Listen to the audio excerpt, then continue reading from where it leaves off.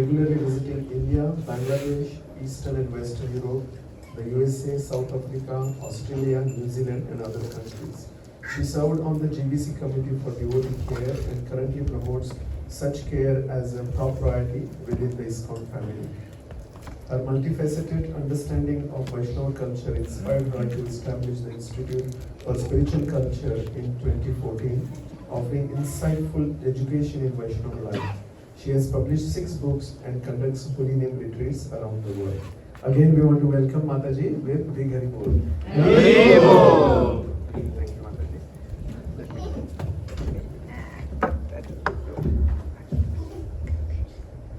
Hare Krishna. Om Agyantimandasya Gyananjavashalakaya Chakshurmanitam Jena Tasmai Shri Guru Namaha Shri Chaitanya Manubhisam Savitam Yurutane Swayam Rupakaramayam Daranti Swadarantikam Nama Vishnavada Krishna Visa Buddhani Shrimate Bhaktivedanta Swami Namaste Saraswati Deve Gauravani Prajayane Nirvishisha Shrivari Prasata Vishata Vanchakalpa Trivisa Kripa Sindhevata Patitanam Pavanebhyo Vaishnavebhyo Namo Namaha Jai Shri Krishna Chaitanya Bhavanityananda Shri Advaita Gadadhara Srivasadi Gaura Bhaktavinda Hare Krishna Krishna Krishna Hare Hare Hare Rama Rama Rama Hare Hare. Okay.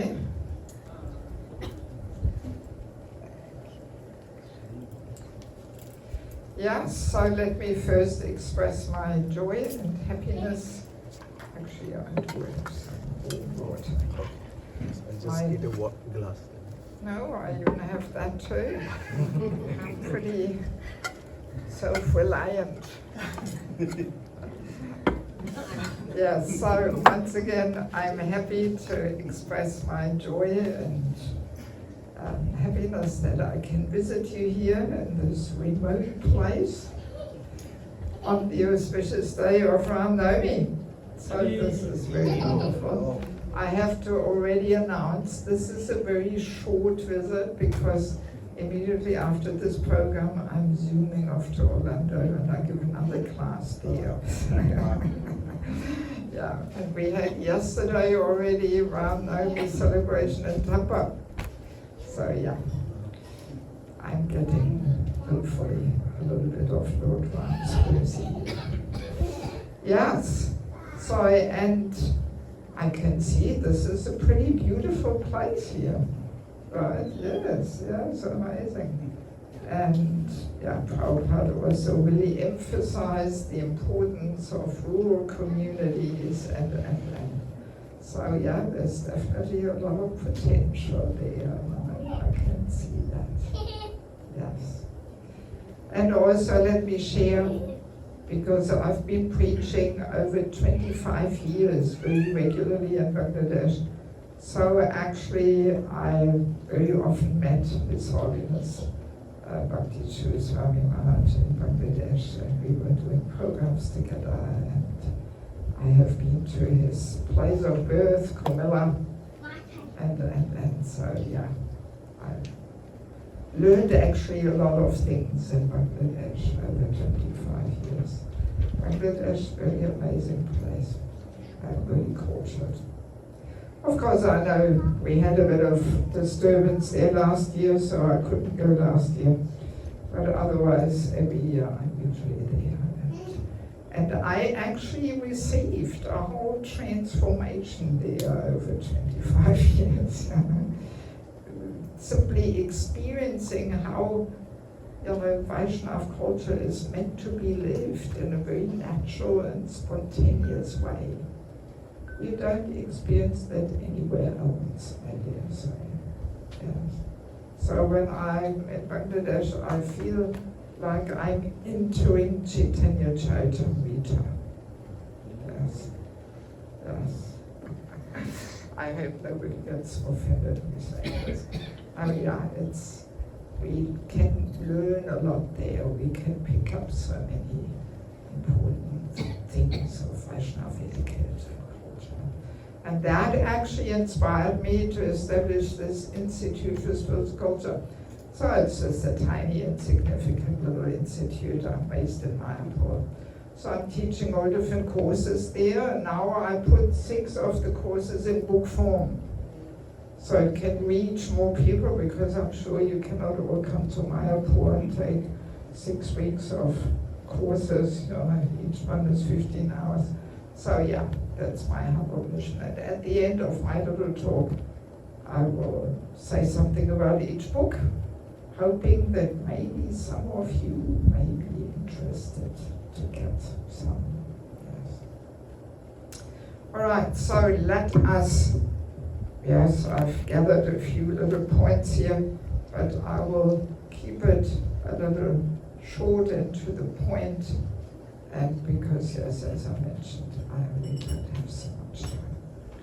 So yeah, as we know, the Lord again and again appears in the material world to kill the demons, to give pleasure to the devotees, and to perform his most amazing pastimes, so that we have something to talk about, right? Otherwise, we would only talk pajama. So thank God, Krishna and his pure devotee, they come again and again to give us something to discuss. And yeah, we can say Ram Leela in India at least is so much more popular than Krishna Leela, right? Yes. I'm also preaching in Nepal, so sometimes they have the Ram Leela coming on the TV there. I don't know if it's still going, but 15 years ago they did. And it came in the morning, and it was impossible to have a morning program at the temple. Even the brahmacharis, everybody was glued to the TV watching Ram Leela. People couldn't do anything else. So yeah, from that experience I have seen how people are so captured by Lord Ram's pastimes. And we can say that Krishna's pastimes, they're more superhuman, lifting Govardhan Hill and killing all these demons and so many things. But Ram Leela is more human. People can more identify with this whole tragic story, right? Yeah. So I guess this may be one reason why Ram Leela is so much more popular. And Prabhupada used to say, yes, they want Ram Raj, but without Ram. Right? People want to enjoy Ram Raj, but they don't want to worship and surrender to Lord Ram.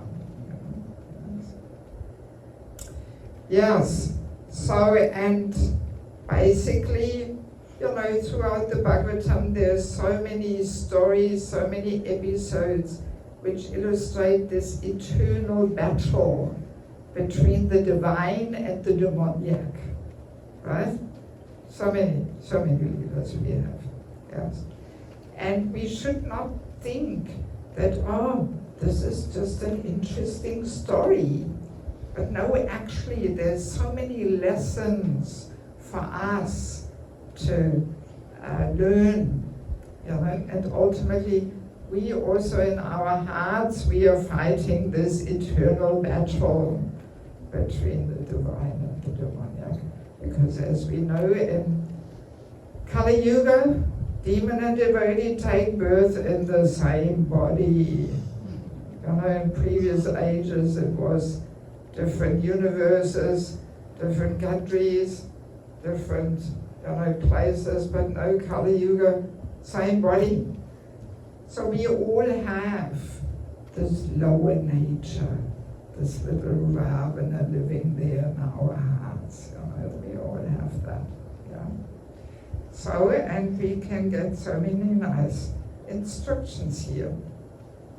So basically, we can learn the mood of sacrifice and selfless devotion for a higher purpose, to serve a higher principles.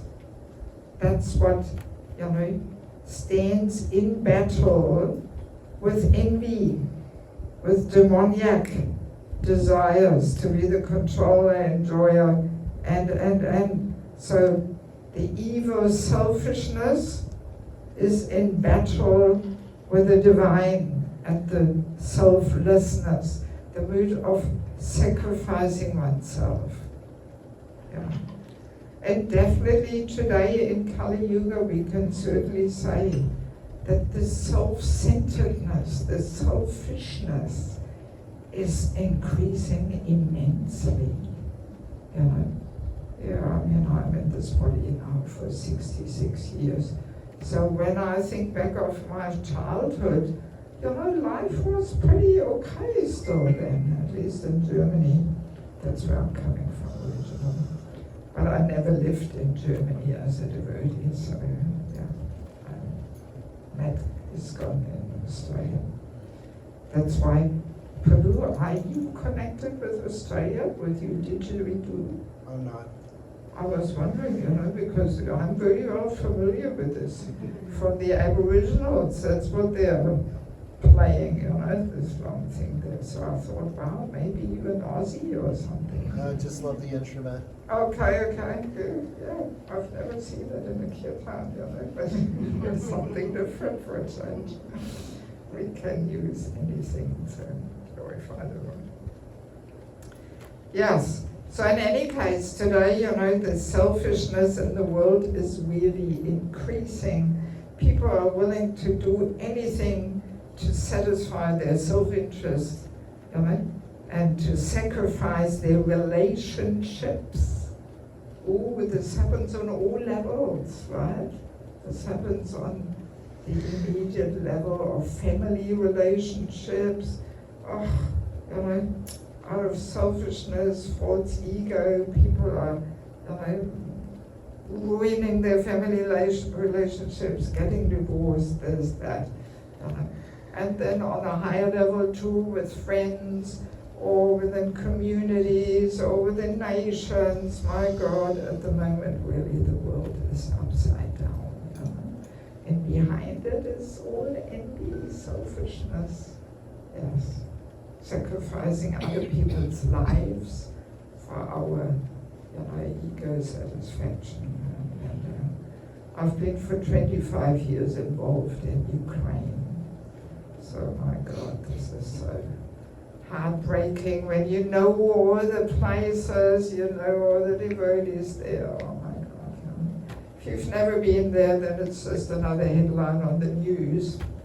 But when you're a little emotionally involved, it's very sad, very sad. In any case, and for the selfishness, we get painful reactions, broken heart experiences, and loneliness, and envy is increasing. So basically we can say Ram Leela is teaching us to make this shift from I and my interest to we. Sacrificing ourselves in team spirit for the pleasure of the Lord. That's basically what's taking place. And there's so many wonderful personalities there involved in Ram Leela, which really personify this spirit of self-sacrifice, putting their own interest completely on the back burner. Yes. All cooperating for the Lord's satisfaction.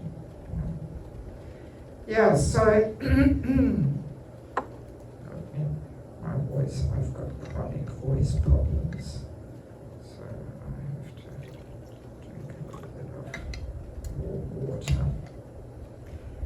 So most of us probably know the whole story but just in brief, there's of course so many details. But Lord Ramchandra, yes, he appeared in Ayodhya. His father Dasarath had 3 wives, Kaushalya, Kaikeyi, and Sumitra, and he had 4 sons. And Lord Ram was the oldest, right? So, and then the moment came when he actually wanted to retire.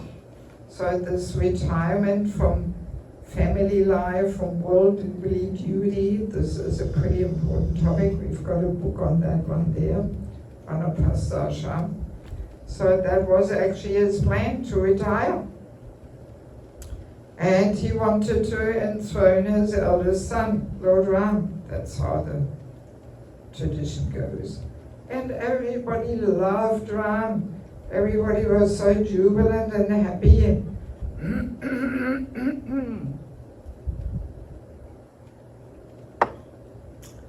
And everybody prepared for the big event of the coronation. So now what I find most amazing, too many smoky events there for my voice today. Yes, what I find most amazing is that the maidservant of Kaikeyi, Manthara, an insignificant person, she actually brought about this whole dramatic event, For me, she stands like the personification of envious talk, Punjalpa. Yes, she was the one who got into her ear, in a very evil and envious way, giving her this idea that actually, no, not Ram should be on the throne, but her son, Bharat, he should be on the throne. Saying to her, yes, if not your son will be coronated, then you will not get much attention anymore from your husband, and so she was really agitating her and giving her all these envious talks and ideas. She probably would have never even gotten the idea, because she also loved Ram. But that is the power of this envious nonsense talk. Yes. I do have a whole presentation on this topic of Prajalpa. I gave it 2 years ago at the ILS in Mayapur, the Viscount Bishop's Circle. Yeah, so people thought it was interesting. Because especially now in these modern days of internet, social media, oh my God, all this Prajalpa and envious talk, criticism, fault finding, this is magnified to the max. This is one reason why I live without a phone, believe it or not. I travel the whole world and I don't have a phone. And often people ask me, how do you get anything done without a phone? And you know what I ask them? How do you get anything done with a phone? I wouldn't get anything done if I had a phone. I'm too busy. I can't sit there and watch videos and pictures and all this stuff. Yes. So in any case, this envious talking, this poisons everything, destroys everything.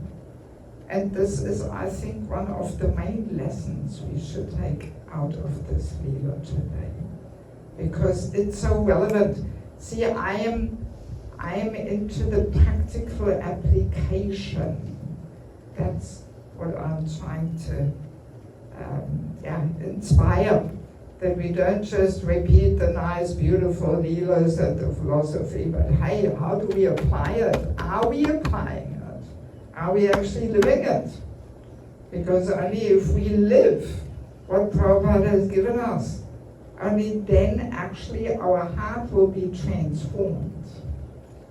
But if we just talk about it, and we leave everything as it is and as it always has been, then there will be no transformation taking place. So yes, I think this topic of envy and prajalpa, this should be one of the main lessons today, that this is so destructive, yes. And we see what whole story came out of it. And yeah, the amazing thing is that it was mantra, not an important, influential personality.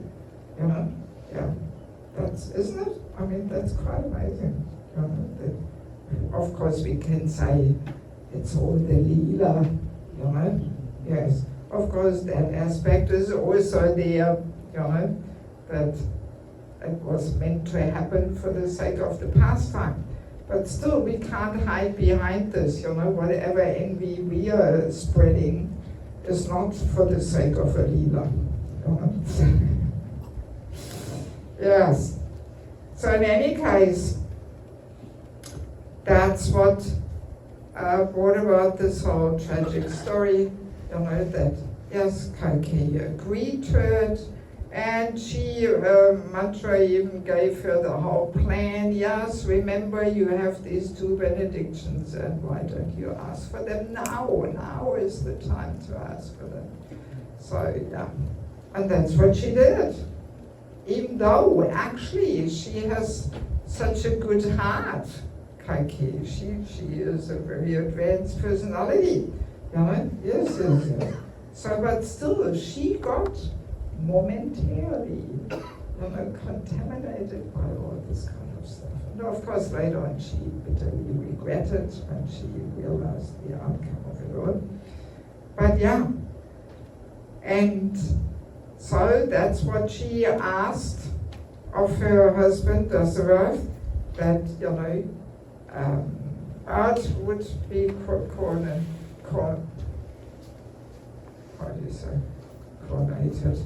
and Ram should go in exile. And another interesting point also for us to learn from this is that the main attacks to our relationships, or even to Lord Chaitanya's Sankirtan movement, are not coming from outside, but they're coming from within. The attacks from outside, they usually unite us in fighting against them. But the real destructive attacks, they come from inside. Yeah, and sometimes we can also experience this, unfortunately, in our communities or something. That yes, things are put on hold because of all kinds of things there going on within our communities. Yeah, so and as we know the story, Dasarath, of course, he was completely shocked and pained. He fainted in pain and actually later gave up his body even, out of grief and, not being able to bear this separation from Ram and another interesting lesson to learn is how Dasarath sticks to his word. Yes, this highest level of truthfulness. That once we make a commitment, once we give a promise, he had given this promise to his wife that she could ask for these 2 benedictions, any 2 benedictions. So, and he's not going back on it. He's not saying, oh sorry, even though from what I remember initially he kind of tried almost a little bit. But now, that is such an important quality of a Vaishnava. That once we make a commitment, we make a promise, we stick to it. We are willing to turn our whole life upside down for the sake of keeping our word. That that mood is definitely completely lost and forgotten. That mood of, our word of honor, right? And it's interesting to see because, my topic is always culture. So in a culture based on sense gratification, this kind of truthfulness is lost. We may make a promise, but then, something better comes up. Something more pleasing to my senses. So sorry, can't do it. No, I'm going along with that one. So in a culture based on sense gratification, this truthfulness, sticking to one's word of honor, lost. But in a culture based on self-realization, Vaishnava culture, it's one of the highest principles, that truthfulness, the last leg of religion and Kali Yuga. And there's quite a few stories in the Bhagavatam, like Bali Maharaj, when he promised the 3 steps of land, he could have easily said, these 3 steps are different than I expected them to be, Rama Navami making huge steps. So but no, there's some verses and purports where Bali Maharaj says, no, how can I be a liar and cheater? I promise. So, whatever it takes, I have to stick to my word. And even though for the 3rd step there was no place even, so all right, put it on my head. That's the mood in Vaishnava life. So no matter what kind of promise we may have given, following the 4 regulative principles, chanting 16 rounds at initiation, so we have to, stick to our word. Or the marriage vow, we said yes to this, so sorry, we can't just come and say, it didn't turn out the way I expected. Well, life is full of unexpected surprises and not all of them are good, but still, we have to see it as Krishna's plan and stick with things, Or even on a more daily level, if we say we cook the Sunday feast, we can't just come the day before and say, sorry, something else came up, I can't do it. But unfortunately, we have lost this attitude, of really sticking to our word and sticking with our commitments and our promise and so on. So I find this definitely another good, practical, relevant lesson which we can take home here. So we have to walk our talk. We can't just say one thing and then do another thing and so on. And of course, all the personalities involved there were all exhibiting this mood of sacrificing their personal interest. For a start, Lord Ram, it's amazing how he accepted the whole thing. Okay, fine. I'm going off to the forest, no issue. No battle, no defending and arguing. No, just accepting it as divine arrangement and being so detached. Renunciation, that's a true opulence. So Krishna has that opulence of renunciation, and Lord Ram definitely too. So that is really quite outstanding. And he, as we know, he wanted to uphold his father's promise, and not go against that, but fully support that and sacrifice his self-interest completely. So it just shows what a noble character he has. Yeah, so and then Lakshman also sacrifices his personal advantage by being with his elder brother standing at his side in the time of crisis. And Sita, she of course is an example of the ideal wife, following the husband in any condition. Yes, wife should be like the shadow of the husband, simply following whatever comes up. It's also a bit of a lost and forgotten attitude. Yes. So, and yeah, not only being with a husband when he is rich and famous and glorious, but no, also when things don't come the way as expected, Yeah, just going on with it. Of course, we all know Sita is not an ordinary wife, but she is the eternal consort of the Lord, and she is ultimately never separated.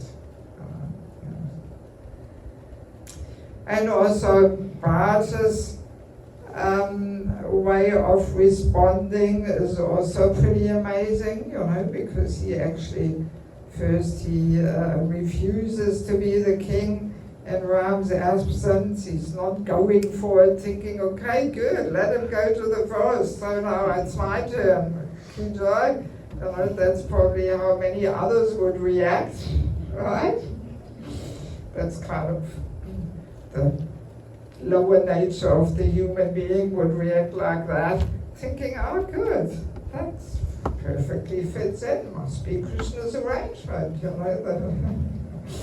I'm getting the glory here, But now he's not at all in this spirit, not competing, not competitive, But yes, so he also sacrifices his ambitions there or something.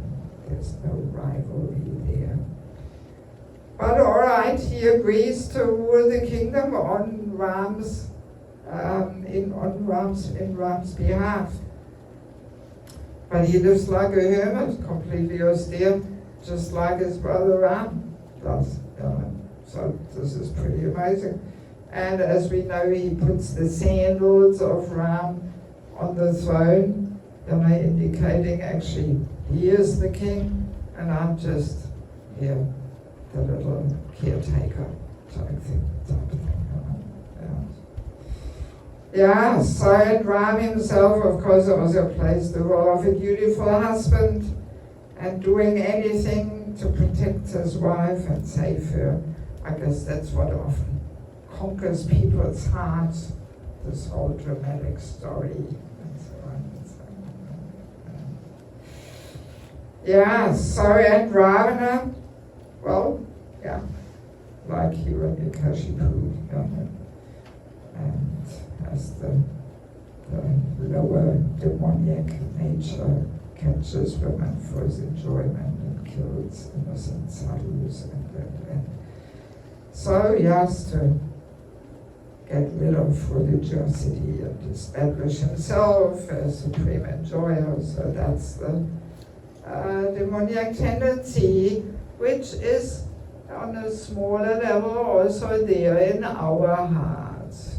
We should not think that this has no relevance for us or something. Yes. So now then we also have Hanuman there.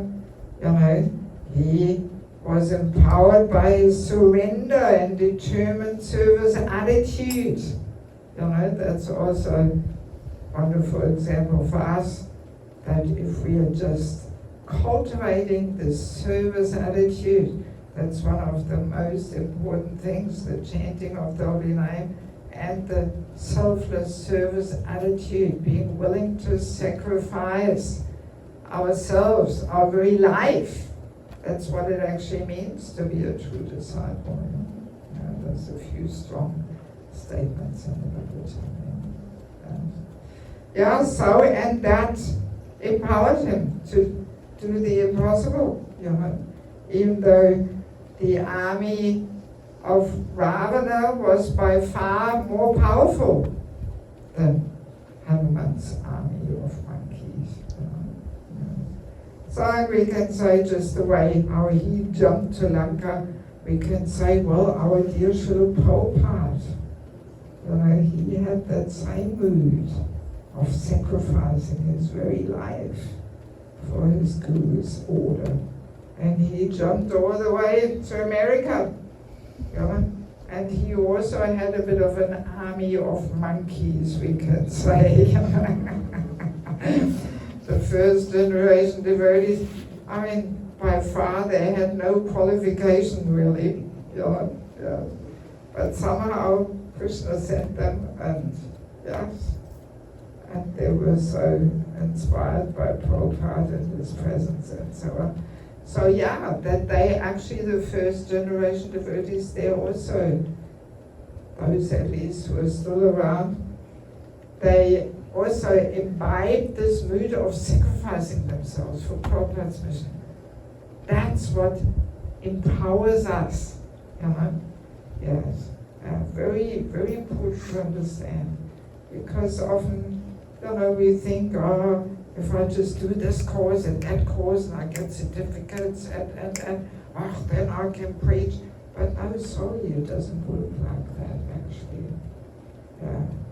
We actually, to really, transform people's hearts, we do need some little empowerment of the Lord and Prabhupada and Guru, and that we receive, hopefully, if we are demonstrating that willingness to sacrifice ourselves, yes, and our personal interest and reputation and this and that. Now we are willing to really give ourselves in service.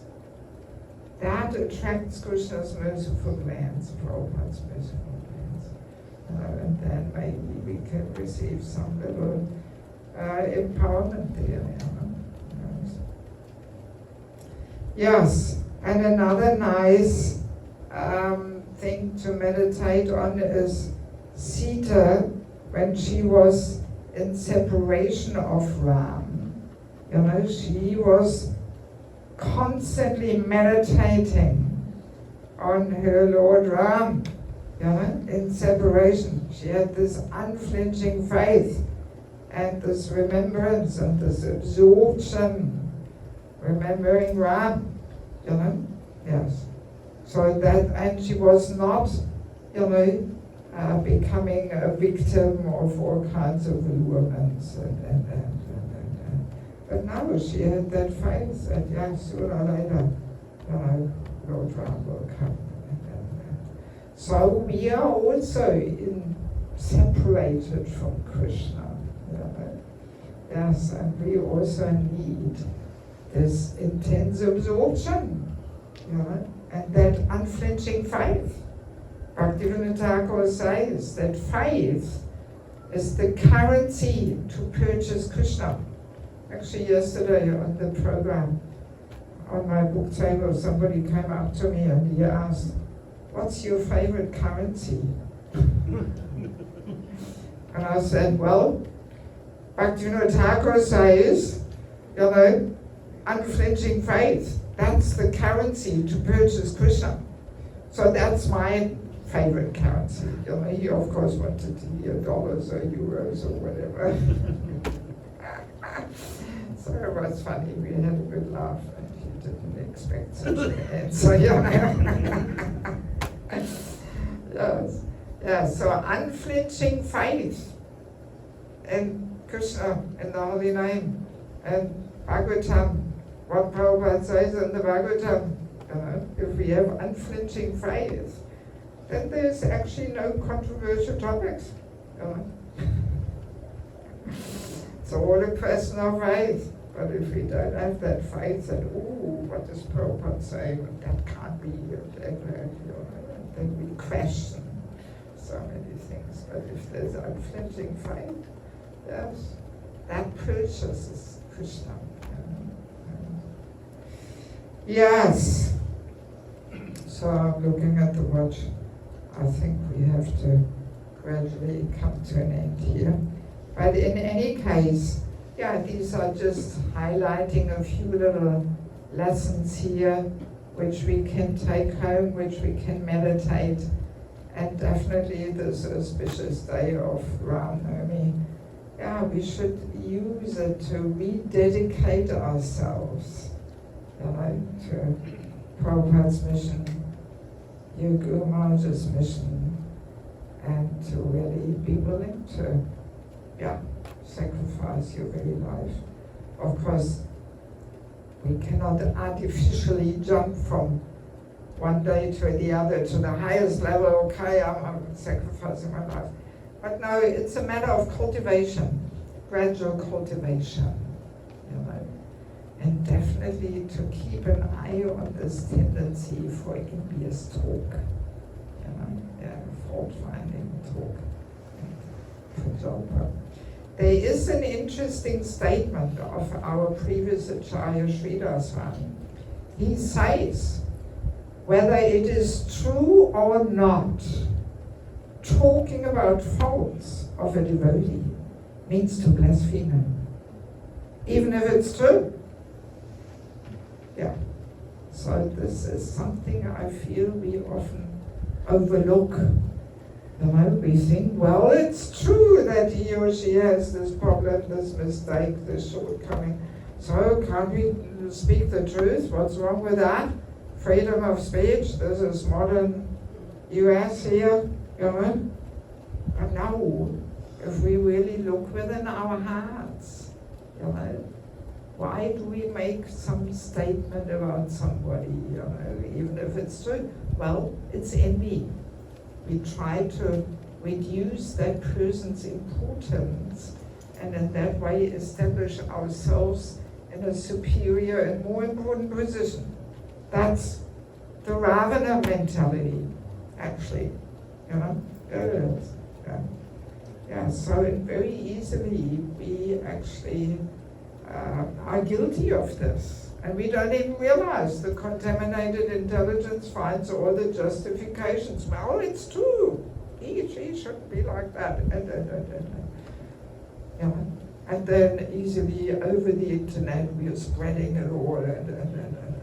So that all poisons people's hearts completely. And also creates dissension and conflicts and misunderstandings and negativity and.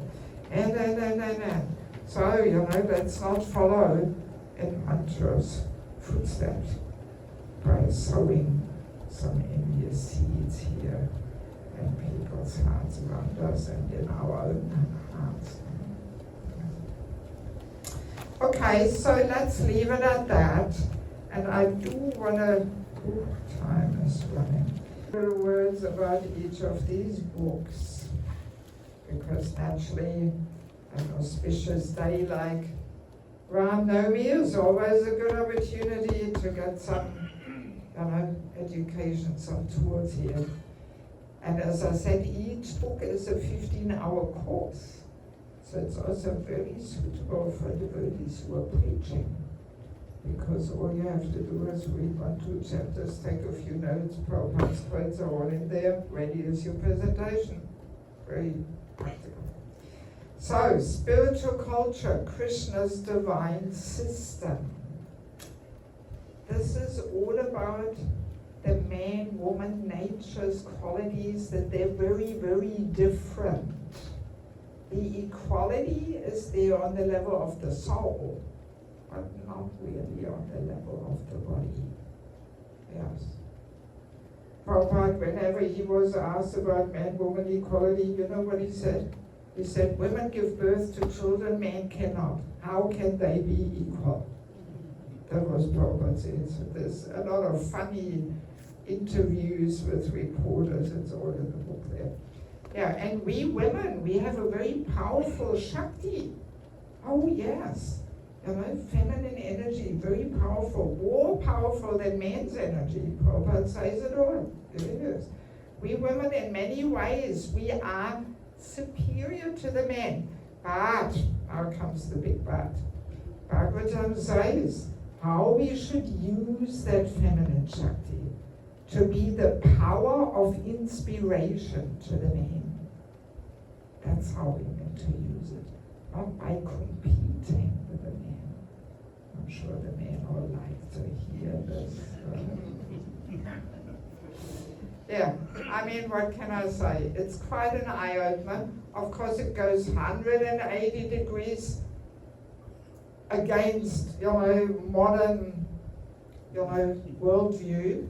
So if any ladies are here in the feministic equality mood, it may, tickle a bit their false egos, The false ego may not like to hear these things. But yeah, any woman who wants to have harmonious relationships with men in her life, please check it out. You will find a few useful things in there. And any man who wants to get the support and empowerment of the women, yes, please have a look at it. All right, then we have sheltering relationships. This is all about the topic of having a counselor or mentor, a coach.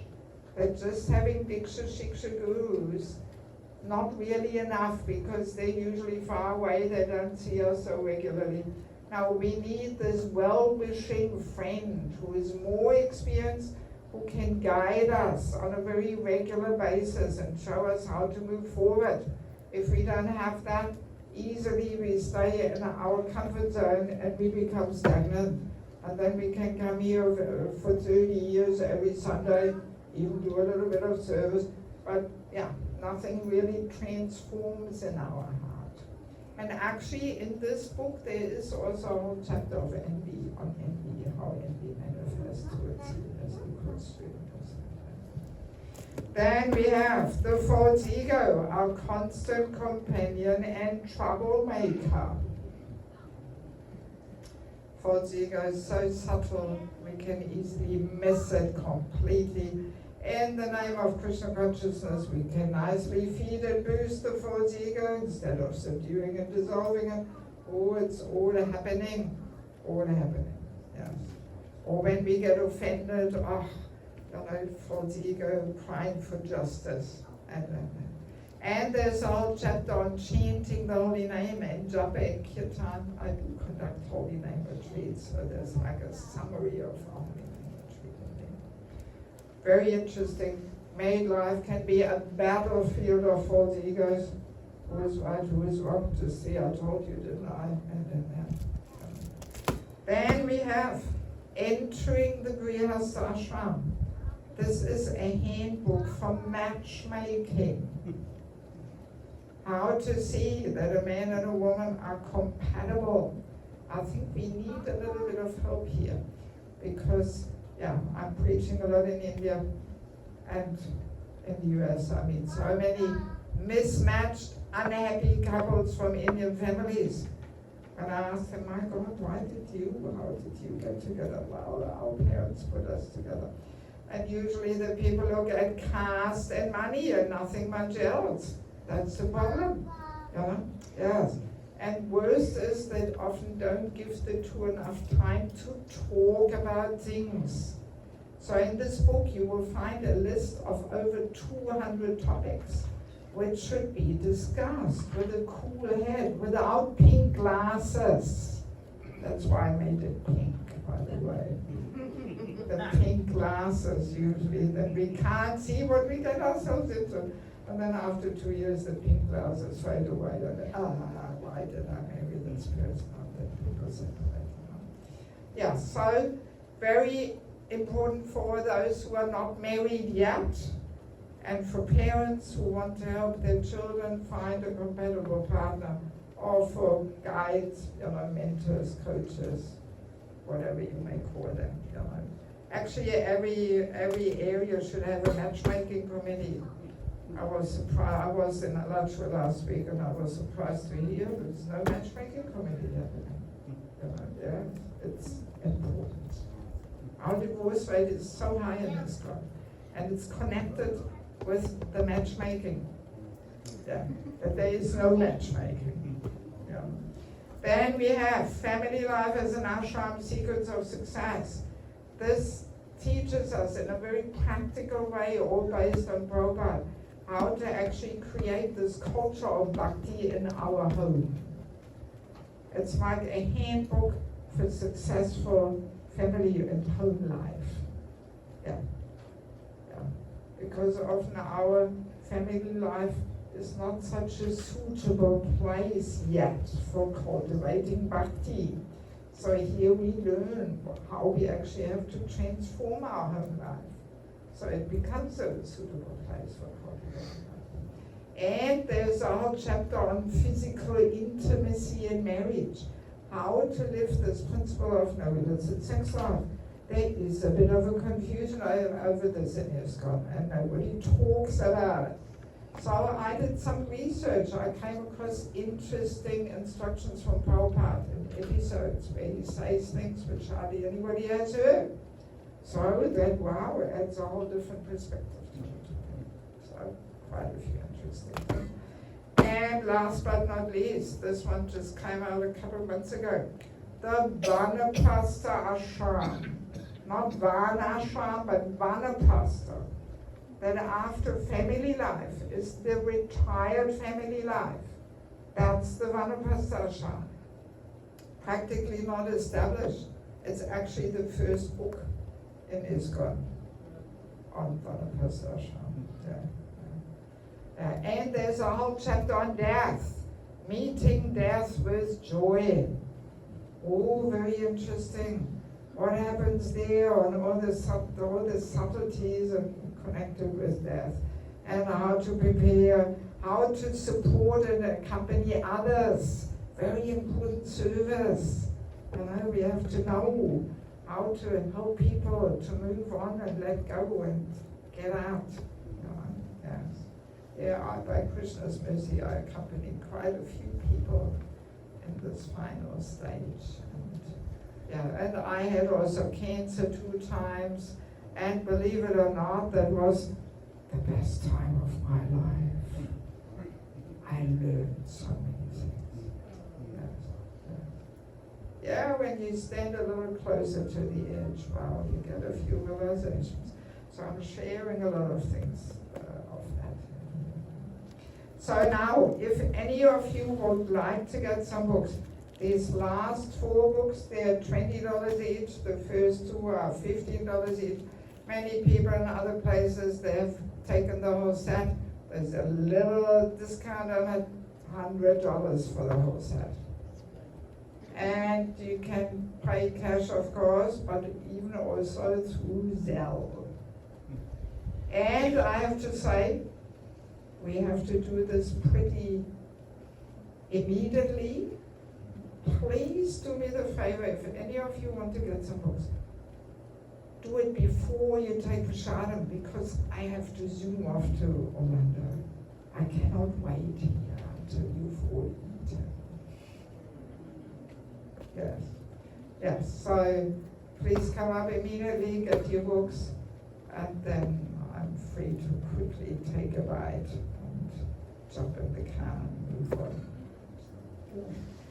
Yeah, so it was my great pleasure to meet you all, and I dare say it is probably a pretty good attendance here today, right? I heard something that usually there's only about 10 people coming or something. But yeah, Rama Navami is, of course, an attractive feature. Yeah, so thank you so much for your kind attention, and kindly excuse that I'm only making it short, but hopefully a little sweet to visit. Okay, thank you. Srila Prabhupada ki jai. Gaura Prema. Ram Navami Mahamotsav ki jai.